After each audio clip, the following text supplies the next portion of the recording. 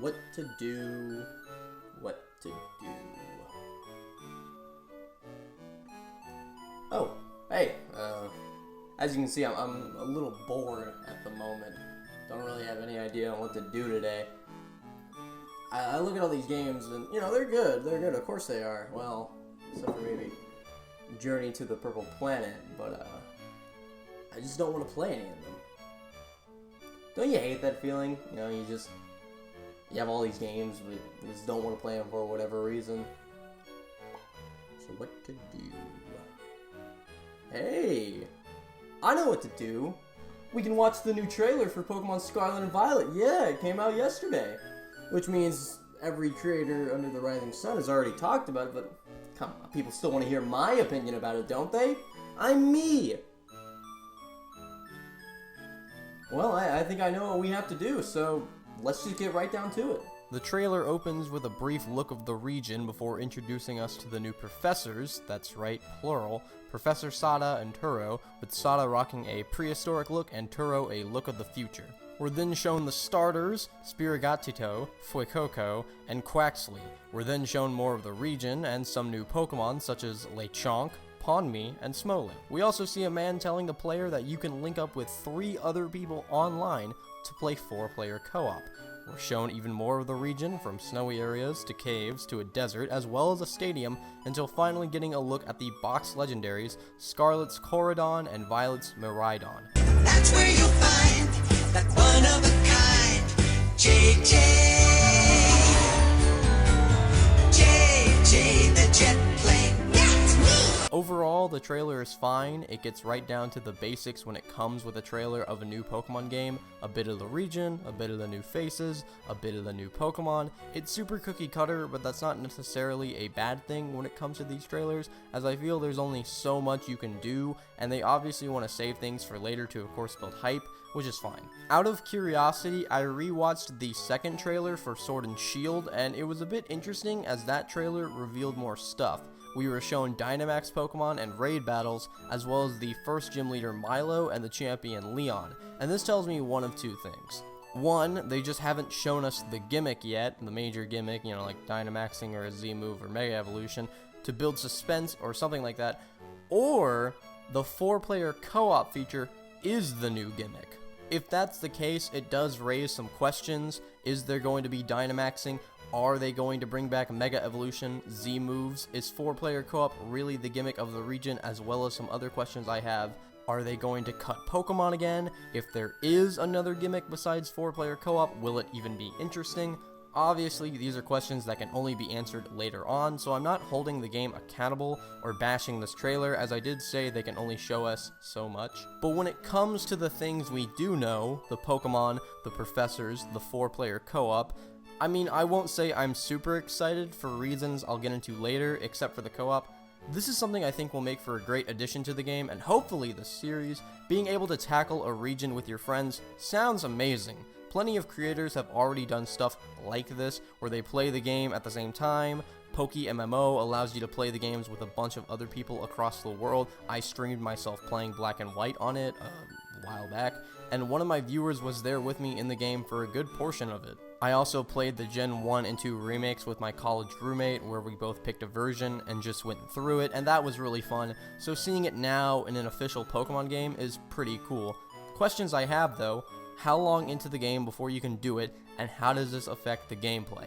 I'll say this: if you can't get your friends into the game before like the first hour, maybe hour and a half, I think you've already messed up, let alone after the first badge or something like that, because that's like 3 hours.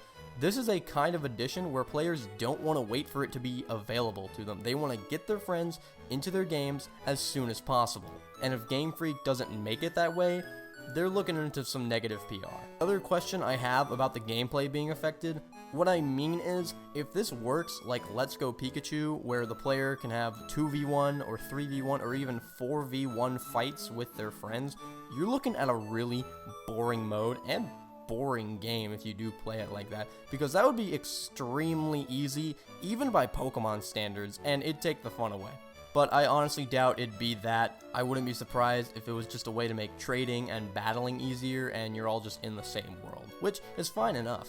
The professors I'll talk about briefly because we've barely seen them, and I'll be honest, I don't like how unsubtle they're being with their designs. Sada prefers prehistoric era stuff, so she wears prehistoric clothing, and Turo likes technology, so he wears futuristic clothing. Like, I get it, but at the same time, it's the 21st century. Why are they dressed like that in modern times? It goes a bit too far into Swordward and Shieldbert in terms of subtlety in their designs, i.e., there is no subtlety. Sonia's design was simple. Kukui's design fit in with the environment, as did Sycamore. Carlos is based off Paris, he doesn't look out of place at all. This new region is based off Spain, so why are they sporting these looks? It's a bit too much of an over design in my opinion. They tried too hard to make them fit in with the character that they're trying to do, which isn't really a good idea. You really don't need to have a character's look and choice of clothing be a reflection of their personality. It goes a bit too much in my opinion. The Pokemon we were shown, I really don't know how to feel about them. When Sword and Shield revealed their new Pokemon, I didn't think they looked like Pokemon at all. I thought many were too over-designed to look like Pokemon, as most Pokemon are very simple in their ideas. But seeing the Galar Pokemon moving around in that environment changed my opinion on most. Not all, some still don't look like Pokemon to me, and the same for me can be said with Scarlet and Violet's newly revealed Pokemon. A lot just don't look like Pokemon. They look like fan-made Pokemon. You think I'm kidding? Here's the new grass starter. Here's Pokemon Uranium's grass starter. See? Here's the new electric rodent. Here's Pokemon Uranium's electric rodent. See? It just looks a little fake to me. I'm sure once the game comes out and I see more of them in the actual game, I'll see them as real Pokemon, but until then, Fakemon the video game, this is at the moment.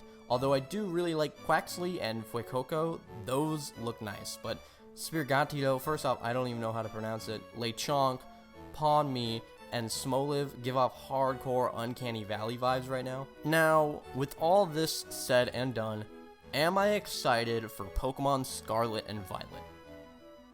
No, absolutely not. There is not a single part of me that feels any sort of way towards this at the moment, and to be honest, I doubt that'll change. And that's not this game's or this trailer's fault. Previous installments have made it to where I really don't feel anything when it comes to Pokemon anymore. Games like Sword and Shield and the Gen 4 remakes have made it to where I can't get excited for these games anymore, because I just feel like I'll be disappointed. When Sword and Shield were coming out, I was excited because it was going to be the first Pokemon game I got to play day one, and I was disappointed. The game felt lazy, and I still hold that sentiment. When the Gen 4 remakes were revealed, I didn't like the art style. It looked lazy, so I didn't play it. Even when Legends Arceus was coming out, I wasn't excited. I was just thinking the whole time, where's the catch? When is it gonna go wrong? I like it now, but that's more so because it's a spin-off. Game Freak has just shown themselves to be lazy too often for me to really care about any new Pokemon game. It's not entirely their fault. They're on a tight schedule with no way of being able to delay an entry to possibly make it better, but still, I look at what has been given to me as a completed product, I say in quotations, and I don't like what I am given. So therefore, I am not excited when this company reveals anything. At worst, I bet this game will be passable, because that's how the worst games are in the Pokemon franchise. They're just, the worst ones are just passable. And once again, I am not excited at all. I look at these two boxes, I feel no way in any shape or form, no emotion, nothing, because of how Game Freak has been in the past. They make the trailer, I feel something, and I end up being disappointed. So to protect myself, I'm talking like it's a relationship here with a special someone. It's not, it's Pokemon. I will not be putting forth any emotions into any trailers, this or future ones, just to not be disappointed. But yeah, that's basically it. So with that all said, I'm easily easy. I still like Pokemon, and I'll see you next time.